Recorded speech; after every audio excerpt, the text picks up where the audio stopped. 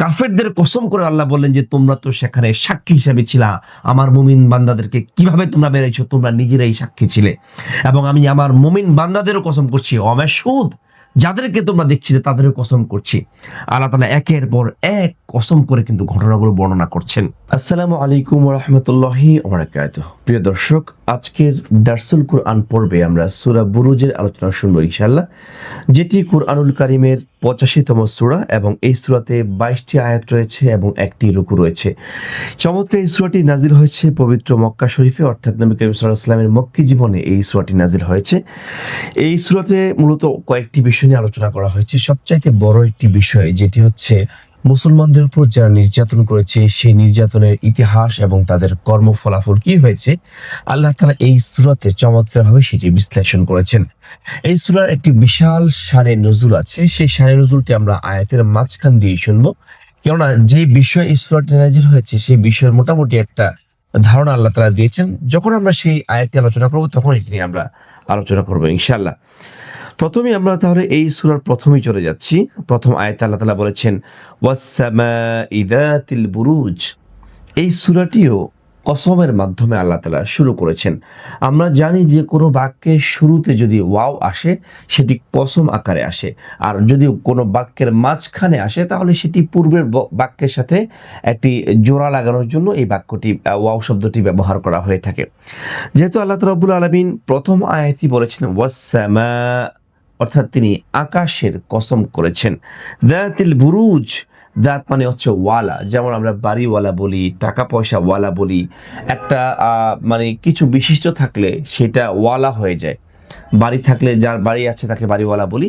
তো আল্লাহ বলেন এমন আকাশের কসম যেটা কি দাতিল বুরুজ, যেটা হচ্ছে বুরুজ ওয়ালা।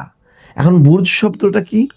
বুরুজ শব্দের কয়েকটি ব্যাখ্যা এখানে আসছে। প্রথমে আমরা তাফসীর ইবনে কাসিরের একটি ব্যাখ্যা আমরা পড়ছি। সেখানে তিনি বলেছেন যে বুরুজ দ্বারা আকাশে যে বড় বড় গ্রহ নক্ষত্র আছে এই গ্রহ নক্ষত্রের কক্ষপথগুলোকে বোঝানো হয়েছে। অর্থাৎ আল্লাহ রাব্বুল আলামিন এমন আকাশে কসম কাটলেন যে আকাশের আন্ডারে কি আছে, বড় বড় গ্রহ আছে, নক্ষত্র আছে, সেগুলো কক্ষপথ আছে। হ্যাঁ, এটা একটা মতামত দেওয়া হয়েছে। এবং দ্বিতীয়ত আরেকটা মতামত হচ্ছে বুরুজ দ্বারা আরবিতে বলা হয় বিশাল বিশাল দুর্গকে। আপনারা বুর্জ আল খলিফা শুনেছেন, তাই না? বিশাল একটা লম্বা দালানকে বোঝানো হয়েছে। তো বুরুজ দ্বারা অনেক দালানকে বোঝানো হয়েছে। এখানে মূলত অনেকে তাফসীর করেছেন যে আল্লাহ রাব্বুল আলামিন যে আকাশে অনেক লম্বা লম্বা অনেক বড় বড় ভবন আকাশের সিকিউরিটির জন্য নিযুক্ত করেছেন। এবং আমরা হাদিসে পাই যে মাঝে মাঝে ফেরেশতারা সেগুলাকে পাহারা দেন। পাহারা দেওয়ার ক্ষেত্রে শয়তান যারা আকাশের তথ্য নিয়ে আসার জন্য চেষ্টা করে তাদেরকে আক্রমণ করেন। তো তারা যে সমস্ত জায়গায় বসে আক্রমণ করেন সেটাকেও বুরুজ বলা হয়। এভাবে করে বেশ অনেকগুলো মতামত বলা হয়েছে। অর্থাৎ আল্লাহ রাব্বুল আলামিন মূলত আকাশে কসম করেছেন যে আকাশে বড় বড় প্রাসাদ আছে, অথবা আকাশের বিভিন্ন গ্রহ নক্ষত্রের কক্ষ বিশিষ্ট সমূহ আকাশে তিনি কসম করেছেন। দ্বিতীয় আয়াতে আল্লাহ রাব্বুল আলামিন বলেছেন ওয়াল ইয়াউমিল মাউউদ। এখানে আল্লাহ রাব্বুল আলামিন আরো একটি বিষয়ের কসম কাটলেন, সেটা হচ্ছে কি আল ইয়াউম আল মাউউদ, এমন দিনের কসম কাটলেন যেটা হচ্ছে ওয়াদা করা ছিল। মাউউদ শব্দটি হচ্ছে ইসমে মাফউল, অর্থাৎ হচ্ছে যে বিষয়ের ওয়াদা করা হয়েছিল। অর্থাৎ এমন দিনের আল্লাহ কসম কাটলেন যে দিনটা হবে, এই ওয়াদা আল্লাহর আছে। এখন ইয়াউমুল মাউউদের বিষয়ের ক্ষেত্রে আল্লামা ইবনে কাসির রাহিমাহুল্লাহ তিনি বলেছেন যে আল্লাহ তাআলা রাব্বুল আলামিন কিয়ামতের দিনের এই কসমটি করেছেন। কারণ আল্লাহ তাআলা কিন্তু বারবার বলেছেন কিয়ামত হবে, তোমরা সাবধান হয়ে যাও, পুনরুত্থান হবে, বিচার হবে। বারবার যখন এই কথাগুলো আল্লাহ বলে আসছেন, আল্লাহ তাআলা এই কিয়ামতের বা হাসর নাসর এগুলো কসম কাটলেন, বললেন যে অবশ্যই আমি এই আমার ওয়াদাকৃত দিবসেরও কসম কাটলাম। এখন এখানে নবী করিম সাল্লাল্লাহু আলাইহি ওয়াসাল্লাম একটি হাদিসে আসছে সরাসরিভাবে যে প্রতিশ্রুতি দিবসকে মূলত ইয়াউমুল মাউউদ বলা হয়। অর্থাৎ আল্লাহ তাআলা বান্দাকে যে বারবার প্রতিশ্রুতি দিয়ে আসছেন যে তুমি আমল করো, তোমাকে আমি প্রতিদান দিব, যেই দিনে প্রতিদানটা দিবেন এটা হচ্ছে আল্লাহর ওয়াদা পালনের দিন। এই জন্য এই দিনটাকে বলা হয় ইয়াউমুল মাউউদ। 3 নম্বর আয়াতে আল্লাহ বলেছেন ওয়াশাহিদিন ওয়া মাশহুদ। শাহিদ যারা দেখেছেন, যারা সাক্ষী। মাশহুদ এর অর্থ হচ্ছে যে বিষয়টা দেখেছেন। অর্থাৎ আপনি যদি কোনো একটা অ্যাক্সিডেন্ট দেখেন, আপনি হচ্ছেন শাহিদ মানে প্রত্যক্ষদর্শী। আর যে বিষয়টাকে দুর্ঘটনায় পতিত হতে দেখলেন সেটা হচ্ছে মাশহুদ, মানে আপনি যাকে দেখলেন। আপনি হচ্ছেন প্রত্যক্ষদর্শী এবং মাশহুদ হচ্ছে আপনি যেটা দেখলেন। আল্লাহ তাআলা এই দুইটা জিনিসের কসম কাটলেন, এটা কিন্তু অনেক বড় একটা গুরুত্ব আছে। তাফসিরে অনেকভাবে এটা অর্থ আসছে এবং আমিও নিজে একটা অবজারভেশন করেছি, যেটা চমৎকার একটা অর্থ আপনি সামনে পাবেন। চলুন আগে আমরা স্বাভাবিক অর্থটা জেনে নিই। এখানে শাহিদ এবং মাশহুদের অনেকগুলো ব্যাখ্যা আসছে। এখানে শাহিদ বলতে আল্লাহ তাআলা রাব্বুল আলামিন বুঝিয়েছেন আরাফার দিনকে, এবং মাশহুদ বুঝিয়েছেন জুমার দিনকে। কেউ কেউ আবার এরকম উল্টাও করেছেন যে শাহিদ হচ্ছে জুমার দিন, মাশহুদ হচ্ছে আরাফার দিন। কেন? কেননা নবী করিম সাল্লাল্লাহু আলাইহি ওয়াসাল্লাম একটা হাদিস বর্ণনা করেছেন, এটা জামি তিরমিজির 3339 নম্বর হাদিস। এখানে বলা হচ্ছে আল ইয়ামুল মাউউদ ইয়ামুল কিয়ামাহ ওয়াল ইয়ামুল মাশহুদ ইয়ামুল আরাফা ওয়াশ শাহিদু ইয়ামুল জুমআহ। এখানে কিন্তু হাদিসে স্পষ্ট বলা হয়েছে যে ইয়ামুল মাউদ হচ্ছে কিয়ামতের দিন, এবং ইয়ামুল মাশহুদ হচ্ছে আরাফার দিন, এবং ইয়ামুল শাহিদ হচ্ছে জুমার দিন। এখানে করে আমরা যে বিষয়টা বুঝতে পারলাম সেটা হচ্ছে যে আল্লাহ তাআলা তিনটা বিষয়ের কসম এখানে স্পষ্ট করছে, একটা হচ্ছে কিয়ামতের, আর হচ্ছে আরাফার দিনের, আর একটা হচ্ছে জুমার দিনের। এখানে জুমা কেন শাহিদ? কারণ হচ্ছে জুমার দিন সকলের আমল নামাগুলো আল্লাহর কাছে পেশ করা হয়, এই জন্য জুমাকে শাহিদ বলা হয়েছে। যে জুমার মাধ্যমে আল্লাহ তাআলার কাছে যে পেশ করা হয়, এই জন্য জুমা হচ্ছে প্রত্যেক সপ্তাহে বান্দা কি কাজ করেছে সেটার সরাসরি প্রত্যক্ষদর্শী সাক্ষী। আমরা একটা পরবর্তী আয়াতে যখন ব্যাখ্যা যাব তখন এই বিষয়টা আরো স্পষ্ট হয়ে যাবে ইনশাআল্লাহ। এরপরে 4 নম্বর আয়াত, কুতিলা আসহাবুল উখদুদ। কুতিলা মানে হত্যা করা হয়েছে বা ধ্বংস করা হয়েছে বা একদম মূলোৎপাটন করা হয়েছে। আসহাবুল উখদুদ, আসহাব মানে হচ্ছে যারা মালিক ছিলেন, উখদুদ মালিক, এবং উখদুদ মানে হচ্ছে গর্ত। আমরা পরীক্ষা খনন করি না, অনেক টানেল করা হয়, অনেক বাংকার করা হয়, এগুলো মূলত উখদুদ বলা হয়। যেমন নবী করিম সাল্লাল্লাহু আলাইহি ওয়াসাল্লাম পরীক্ষা খনন করেছিলেন ওই যে মদিনায়, যখন তিনি মদিনাকে শত্রুদের আক্রমণ থেকে রক্ষা করার জন্য। এখন এই আয়াতটা যদি আমি ব্যাখ্যা করতে যাই তখনই কিন্তু এই সূরার শানে নুজুল আপনাদেরকে বলতে হচ্ছে। কুতিলা আসহাবুল উখদুদ, আল্লাহ বললেন যে ধ্বংস হয়েছে গর্তওয়ালারা। এই গর্তওয়ালারা মূলত কারা? এখানে অনেকগুলো হাদিস আসছে, তার মধ্যে একটি বিশাল হাদিস বর্ণনা করা হয়েছে আসহাবুল উখদুদের ব্যাপারে। আমরা শুধু ঘটনাটা জানবো। আসহাবুল উখদুদের ক্ষেত্রে আরো কয়েকটা ঘটনা জড়িত আছে। এর মধ্যে সবচাইতে একটা বড় যে বিষয় সেটা হচ্ছে যে নাজরান শহরে এক বাদশা ছিল, যেখানে একজন জাদুকর ছিল। এটা হাদিসে স্পষ্ট আসছে। জাদুকর যখন বৃদ্ধ হয়ে গেছে তখন ওই বাদশাকে বললেন যে আমি কাউকে জাদুগুলো শিখিয়ে দিতে চাচ্ছি। তখন বাদশা বললেন যে একজন তরুণ মেধাবী আমি তোমাকে দিচ্ছি, যাকে তুমি জাদুবিদ্যা শিখাবে। ওই তরুণ মেধাবী যখন ওই বৃদ্ধের কাছে বা ওই জাদুঘরের কাছে এগুলো শিখতে গেল, পথিমধ্যে সে একজন ধর্মযাজক বা পাদ্রীকে দেখতে পেল, তার কাছ থেকে এক আল্লাহর দীক্ষা সে নিতে থাকলো। এরপরে প্রতিনিয়ত সে জাদু শিখলো, তার পাশাপাশি সে এক আল্লাহর দীক্ষা নিতে থাকলো। তেমন তো অবস্থায় একদিন ওই বালক দেখলো যে রাস্তার মধ্যে এক বিশাল বাঘ বসে আছে, কেউ সেখানে যাতায়াত করতে পারছে না। তখন সে বালক চিন্তা করলো আমি তো জাদু শিখতেছি, আবার এক আল্লাহর অস্তিত্বের ব্যাপারেও জানছি, তো আজকে আমি টেস্ট করবো যে আসলে কোন জিনিসটা সত্য। তখন বালকটা ছোট্ট একটা পাথর হাতে নিল এবং নিক্ষেপ করলো, এটা বলে যে আল্লাহ আমি আপনার উপর বিশ্বাস রেখে এটা মানলাম, যদি আপনি সত্য হয়ে থাকেন তাহলে এই পশুটা যেন মারা যায়। এমনি করে সে এটা নিক্ষেপ করলো, পাথরটা আঘাত পেয়ে পশুটা মারা গেল। এরপরে মূলত সারা এলাকায় তার একটা সুনাম ছড়িয়ে গেল। এরপরে অনেক মানুষ তার কাছে আসলো, সে আল্লাহর নাম করে যখন তাদের চোখে ফু দেয় তাদের অন্ধত্ব ভালো হয়ে যায়, অনেক রোগ ভালো হয়ে যেতে থাকে। তখন ওই যে পাদ্রী তাকে এক আল্লাহর দীক্ষা দিয়েছে, সে পাদ্রী বলেছে যে না তুমি আমার কথা কিন্তু কাউকে বলো না। এরপরে যখন জায়গায় জায়গায় মানুষ ভিড় হয়ে গেল যে এক বিস্ময়কর বালক আছে যে আল্লাহর নাম করে কিছু বললে ভালো হয়ে যায়। বাদশাহ দেখতে পেলে যে অনেক মানুষ মুসলমান হয়ে যাচ্ছে, ঈমান গ্রহণ করছে। তখন ওই বৎসকে বলল যে তোমাকে আমি পাঠিয়েছি রাজকোষাগার থেকে টাকা খরচ করে জাদু শিক্ষার জন্য, আর তুমি কি না এক আল্লাহ ইবাদত করছো, তোমাকে আমি মেরেই ফেলবো।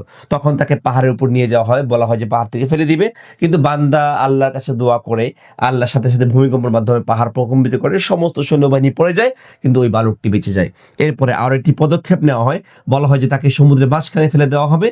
সমুদ্রের মাঝখানে যখন সৈন্যবাহিনী তাকে নিয়ে যায়, আল্লাহর কাছে দোয়া করে প্রচন্ড ঝড়ে পুরো জাহাজ ডুবে যায়, সব মারা যায়, কিন্তু ওই বালকটি বেঁচে যায়। এতে করে দিক বিদিক আরো আল্লাহর আনুগত্যের কথা, আল্লাহর কৃতিত্বের কথা, আল্লাহর সৃষ্টির কথা ছড়িয়ে যায়। বাদশা রেগে প্রকম্পিত হয়ে যায়। তখন ওই ছেলে বলে যে আমাকে যদি মারতেই চান তাহলে আমার রবের নাম নিয়ে আমাকে মারতে হবে, না হলে আপনি মারতে পারবেন না। যদি আপনি আমাকে মারতে চান তাহলে আমার রবের নাম করে আপনাকে তীরটা মারতে হবে। তখন সকলকে সমবেত করে সকলের সামনে বলা হলো যে এই গোলামের রবের নামে আমরা তীর নিক্ষেপ করছি। যখন মারলো আর শিশুটা বা বালকটা মারা গেল। এই দৃশ্য দেখে সবাই ওই বালকের রবের নিকট ঈমান আনলো, বললো যে আমরা ওই আল্লাহকে বিশ্বাস করি যে আল্লাহর এত মুজিজা, এত শক্তি, এত কিছু। তো এরপরে বাদশাহ আরো রাগ হয়ে গেল যে যারা ঈমান আনবে তাদেরকে আমি হত্যা করব। এরপরে বাদশাহ খুব রাগ হয়ে অনেকগুলো গর্ত করলো, গর্তের মধ্যে আগুন জ্বালিয়ে দিল। আগুন জ্বালিয়ে যারা ঈমান এনেছে সে সমস্ত মুসলমানদেরকে, মুমিনদেরকে, মুমিনাদেরকে নিক্ষেপ করলো সে আগুনের মধ্যে। বলল যে তোমরা যদি আল্লাহর ঈমান ত্যাগ করো তাহলে তোমরা বেঁচে যাবে, যদি তোমরা মুমিন থাকো তাহলে তোমাদেরকে আমি জ্বালিয়ে মারব। এই কথা বলার পরে একজন মা তার সন্তান কোলে ছিল, সে একটু পিছপা হলো যে আমার সন্তানের দিকে তাকিয়ে আমাকে বাঁচতে হবে। তখন ওই সন্তানের জবান খুলে গেল যে মা আপনি সঠিক পথে আছেন, আপনি ঈমান ছাড়া হবেন না। এই সন্তানের মুখে কথা শুনে ওই আল্লাহর বান্দিও ঈমান ছাড়েন নাই। তো তারা এই মুসলমানদেরকে, মুমিনদেরকে সেই গর্তের মধ্যে আগুনে জ্বালিয়ে উল্লাস করতে লাগলো। আল্লাহ তাআলা এখানে বললেন যে এরকম উল্লাস যারা করেছে তাদেরকে কিন্তু আল্লাহ ধ্বংস করেছেন। এবং এই কথাগুলা আল্লাহ তাআলা বলেছেন একটা বিশেষ কারণে। এরপরে দেখেন ওই আগুনগুলো কেমন ছিল আল্লাহ তাআলা ব্যাখ্যা করছেন। আর নারি যাতিল ওয়াকুদ ৫ নম্বর আয়াতে, যে তারা এমন আগুন জ্বালিয়েছিল যাতিল ওয়াকুদ, যে আগুনটার মধ্যে ইন্ধনযুক্ত ছিল, প্রচন্ড আকারে জ্বালানি শক্তি ছিল। তো কঠিন আগুন জ্বালিয়েছিল যে মুসলমানদেরকে দগ্ধ করার জন্য। এবং আল্লাহ বললেন ৬ নম্বর আয়াতে, ইদ হুম আলাইহা কুউদ, ইদ মানে যখন, হুম মানে তারা, আলাইহা তার পাশে, কুউদ বসেছিল, অর্থাৎ প্রত্যেকটা গর্তের মুখে তারা বসে বসে উদযাপন করছিল যে মুসলমানরা মারা যাচ্ছে, তাদের ছাইগুলো উড়ে যাচ্ছে, নাউযু বিল্লাহ, উল্লাস করছিল।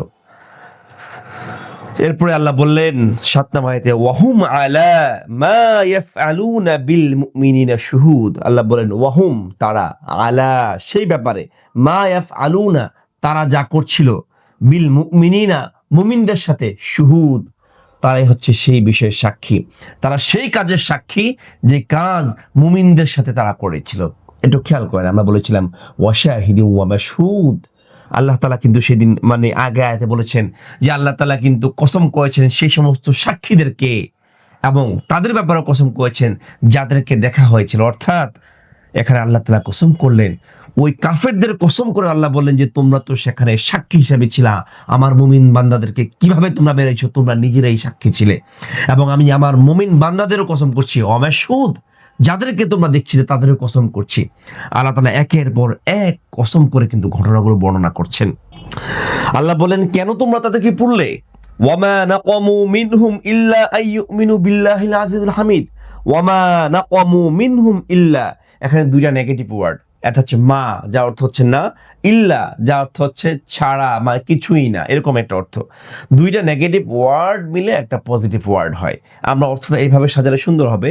ওয়ামা নাকামু মিনহুম তাদের এমন কোনো অপরাধ ছিল না, ইল্লা আইয়ুমিনু কেবলমাত্র ঈমান আনা ছাড়া, বিল্লাহিল আল্লাহর উপর, আজিজুল হামিদ যে আল্লাহ হচ্ছে মহাপরাক্রমশালী এবং প্রশংসাময়।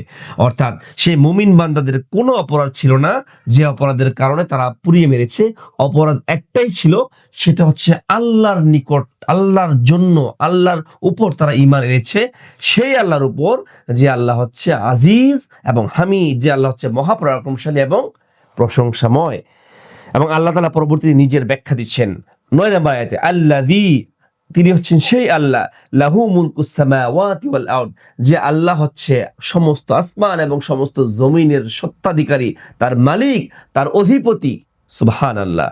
ওয়াল্লাহু আলা কুল্লি শাইইন শাহিদ। এবং আল্লাহ বলেন আল্লাহু, এবং আল্লাহই হচ্ছে আলা কুল্লি শাইইন শাহিদ।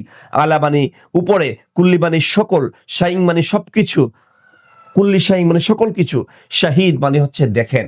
আল্লাহ বললেন যে আমার উপর ঈমান এনেছে, আমি আজিজ, আমি শাহিদ, আমি মুলকুস সামাওয়াতি ওয়াল আরদ, আমি হচ্ছে সমস্ত আসমান জমিনের মালিক, আমার উপর ঈমান আনার কারণে তাদেরকে তোমরা হত্যা করছো, আমি কিন্তু সব কিছু দেখছি। আল্লাহু আলা কুল্লি শাইইন শাহিদ, আমি সব কিছু অবজারভেশন করছি।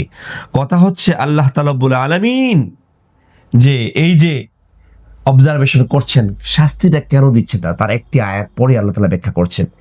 10 নম্বর আয়াতে বলেছেন ইন্নাল্লাযিনা ফাতানুল মুমিনিন ওয়াল মুমিনাত সুম্মা লাম ইয়াতুবু ফালাহুম আযাবু জাহান্নাম ওয়া লাহুম আযাবুল হারিক।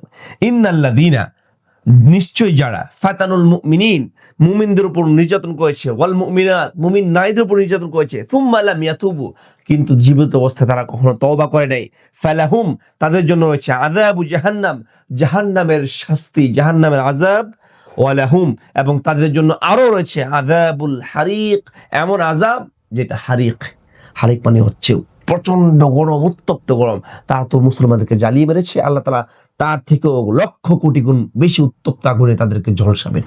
নাউযুবিল্লাহ। তার বিপরীতে আল্লাহ বললেন যে সমস্ত মুমিনদেরকে তোমরা মেরেছো তাদের অবস্থা কি? ইন্নাল্লাযিনা আমানু ওয়া আমিলুস সলিহাত, আর যারা মূলত ঈমান এনেছে এবং ভালো কাজ করেছে, লাহুম জান্নাত, তাদের জন্য জান্নাত রয়েছে, তাজরি, যে জান্নাতে প্রবাহিত থাকবে, মিন তাহতিহাল আনহার, যে জান্নাতের তলদেশে, তাহতা মানে নিচে, জান্নাতের তলদেশ দিয়ে প্রবাহিত হবে নাহার, আনহার, জলরাশি, জলপ্রপাত সেদিন প্রবাহিত হবে। যালিকাল ফাউজুল কাবীর, যালিকা মানে হচ্ছে ওইটা, ফাউজুল মানে হচ্ছে বিজয়, কাবীর মানে হচ্ছে মহা, অর্থাৎ বিশাল। আল্লাহ বললেন মুমিনদের সাফল্য হচ্ছে সেই দিন যেদিন তারা জান্নাত পাবে, যে জান্নাতের নিচ দিয়ে নহর প্রবাহিত হবে। সুবহানাল্লাহ।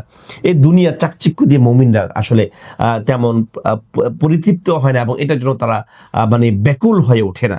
তারা তো জান্নাতের জন্য, আল্লাহ সন্তুষ্টির জন্যই কাজ করে। 12 নম্বর আয়াতে বলেছেন ইন্না বাতশা রাব্বিকা লাশাদীদ, মনে রাখবা তোমরা অন্যায় করে পার পেয়ে গেছো এটা মনে করার কোনো সুযোগ নেই।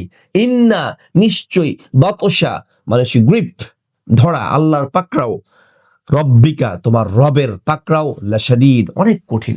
রব যখন ধরবে তখন সুযোগ নাই কোনো পালানোর, তিনি এমন ভাবে ধরবেন, লাশাদীদ ভয়াবহ ভাবে পাকড়াও করবেন। কিন্তু কেন পাকড়াও করেন না, তার একটা কারণ তো আমি বলেছিলাম বলবো। তার পরবর্তী আয়াতে আল্লাহ বলেছেন ইন্নাহু হুয়া ইউবদিউ ওয়া ইউঈদ, আহা কার বিরুদ্ধে গিয়ে তোমরা এত বাহাদুরি করছো? ইন্নাহু, তিনি হচ্ছেন সেই আল্লাহ, ইউবদিউ, যিনি সৃষ্টি করেছেন, শুরু করেছেন, ওয়া ইউঈদ, এবং তিনি আবার পুনরায় সৃষ্টি করবেন, তিনি আবার ধ্বংস করবেন, তার নিকটে আবার ফিরে যেতে হবে। আমরা সেই আল্লাহর বিরুদ্ধে অবস্থান নিচ্ছি যে আল্লাহ আমাদেরকে বানিয়েছেন, আবার সেই আল্লাহর নিকট কিন্তু ফিরে যেতে হবে। ইন্না লিল্লাহি ওয়া ইন্না ইলাইহি রাজিউন। প্রিয় ভাইরা, আল্লাহর নিকট ফিরে যেতে হবে। এরপর দেখেন 14 নম্বর আয়াতে আল্লাহ বলেছেন ওয়াহুয়াল গফুরুল ওয়াদুদ, কিন্তু আল্লাহ কেন পাকড়াও করছেন না? ওয়াহুয়া, তার কারণ হলো তিনি গফুর, তিনি হচ্ছেন ক্ষমাশীল। আল ওয়াদুদ, ওয়াদুদ শব্দের কয়েকটি অর্থ আছে। একটা হচ্ছে মানে কেউ বলেছেন যে আল্লাহ তাআলা যে নিঃসন্তান, এটা বোঝানোর জন্য ওয়াদুদ বলা হয়েছে। আর দ্বিতীয়ত আরেকটা অর্থ হচ্ছে ওয়াদুদ মানে হচ্ছে প্রেমময়, যে অনেক গভীর থেকে ভালোবাসতে জানে। আল্লাহ বলেন আমি তো তোমাদেরকে পাকড়াও করতাম, কিন্তু ইনস্ট্যান্ট কইরা, তার কারণ হচ্ছে আমি হচ্ছি ক্ষমাশীল এবং আমি হচ্ছি প্রেমময়, আমি তোমাদেরকে অনেক ভালোবাসি এবং আমি চাই তোমরা ফিরে আসো। সুবহানাল্লাহ। আল্লাহ বললেন দুল আরশিল মাজিদ, আল্লাহ হচ্ছেন সেই আল্লাহ যিনি একদম আরশে মাজিদের অধিপতি। এই পৃথিবী তো কিছুই না, সমস্ত সৃষ্টির মধ্যে সবচাইতে বড় সৃষ্টি হচ্ছে, বৃহৎ সৃষ্টি হচ্ছে আরশে আজিম। আল্লাহ বলে সেটার মালিকই আমি, এই দুনিয়া তো আমার কাছে কোনো বিষয়ই না। আর দুনিয়ার একটুখানি সম্পদ পেয়ে, একটুখানি ক্ষমতা পেয়ে আল্লাহকে মানুষ ভুলে যায়, আল্লাহর বিরুদ্ধে কথা বলে। আমরা কত বেঈমান, কত নাফরমান, নাউযুবিল্লাহ। 16 নম্বর আয়াতে আল্লাহ বলেছেন ফাআলুল লিমা ইউরিদ, ফাআল অর্থাৎ তিনি তা করেন, লিমা ইউরিদ যেটা তিনি চান। আমরা মানুষ অনেক কিছুই চাইলে করতে পারি না, আমরা মহাকাশ ভেদ করে অনেক দূর যেতে পারি না, কিন্তু আল্লাহ যেটা চান সেটাই তিনি করেন। আল্লাহ যেটা চান সেটাই তিনি করেন, কেউ তার কোনো কাজে বাধা দিতে পারে না। 17 নম্বর আয়াতে আল্লাহ বলেছেন হাল আতাকা হাদিসুল জুনুন, রসুলের মাধ্যমে সে তখনকার কাফিরদেরকে স্মরণ করে দিতে চাচ্ছেন, যারা মূলত মুমিনদেরকে অত্যাচার করছে। আল্লাহ তাআলা গল্পে গল্পে, ইতিহাসে ইতিহাসে স্মরণ করে দিতে চাচ্ছেন। প্রত্যেকটা শাসক, প্রত্যেকটা জালেম যদি ইতিহাস থেকে শিক্ষা না নেয়, তাহলে ওই জালেমের একই পরিণত হবে তার পূর্ববর্তী জালেমের অবস্থা যেমন ছিল। আমাদের সমাজের জালেমরা পূর্বের ইতিহাস থেকে শিক্ষা নেয় না, যার কারণে পুনরাবৃত্তি ঘটে ইতিহাসের, এবং সে আগের জালেমের অবস্থায় পদার্পণ করে। প্রিয় ভাইরা, আল্লাহ বললেন হাল আতাকা হাদিসুল জুনুদ, তাদের কাছে কি খবর পৌঁছে নাই? হাদিসুল জুনুদ, একটা বিশাল সৈন্যবাহিনীর কথা। কাদের সৈন্যবাহিনী? ফিরাউন ও সামুদ, ফেরাউন এবং সামুদের সৈন্যবাহিনীর কথা, যা মুসা আলাইহিস সালামের সেই উম্মতদেরকে তাড়া করেছিল এবং তাদেরকে আল্লাহ কি করেছিলেন? ধ্বংস করে দিয়েছিলেন। আল্লাহ বলেন বিশাল সৈন্যবাহিনীকে কিন্তু আমি ধ্বংস করে দিয়েছি।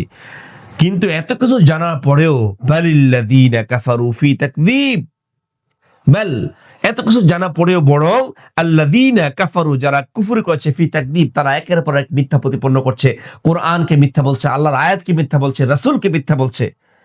আল্লাহ বললেন এত কিছু মিথ্যা বলে কি লাভ? আল্লাহু, আল্লাহ হচ্ছেন তিনি, মিন ওয়ারাইহিম মুহীত, যিনি তোমাদেরকে চতুর্দিক থেকে ঘুরে রেখেছেন। ওয়ারা মানে হচ্ছে পিছন বুঝায়, বা খালফ, পিছন বুঝায়। অর্থাৎ আমরা পিছনে কি মানে পিছনে আমরা কিছু দেখতে পারছি না, এটা অর্থ এই না যে আল্লাহ তাআলা আমাদেরকে পিছন থেকে দেখছেন। এটা অর্থ হচ্ছে আমরা যাই দেখি না, সমস্ত জায়গা থেকে আল্লাহ তাআলা আমাদেরকে দেখছেন, অবজারভেশন করছেন। আল্লাহ তাআলা কিন্তু চতুর্দিক থেকে আমাদেরকে ঘিরে রেখেছেন।